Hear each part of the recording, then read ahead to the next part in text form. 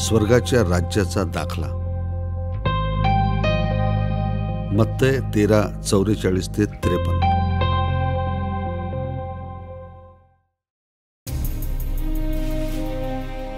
स्वर्गाचे राज्य शेतामध्ये लपवून ठेवलेल्या संपत्तीसारखे आहे. एका मनुष्याला ते सापडते आणि तो पुन्हा लपवून ठेवतो. तेव्हा तो आनंदी होऊन सर्व काही विकून ते शेत विकत घेतो. तर स्वर्गाचे राज्य उत्तम मोत्याचा शोध घेणाऱ्या व्यापारासारखे आहे. एक बहुमूल्य मोती मिळाल्यामुळे तो जातो आणि आपलं सर्व काही विकून त्या मोत्याला विकत घेतो. मग स्वर्गाचं राज्य समुद्रात टाकलेल्या जाळासारखं आहे, जे प्रत्येक प्रकारच्या माशांनी भरून घेतो. जाळं भरल्यानं कोळी ते किनाऱ्यावर ओढतात. तेव्हा ते बसून चांगल्या माशांना निवडून चांगल्या भांड्यामध्ये जमा करतात आणि निरुपयोगी मासे फेकून देतात. जगाच्या शेवटी हे असेच होईल.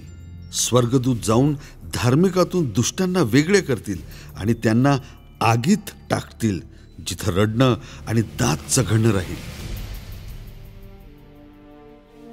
काय तुम्हाला ह्या सर्व गोष्टी समजल्या? शिष्यांनी उत्तर दिले, होय.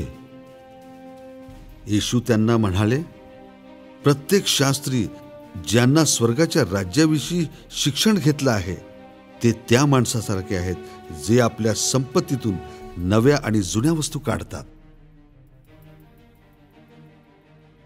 हा दाखला संपल्यावर येशू तेथून निघून गेले.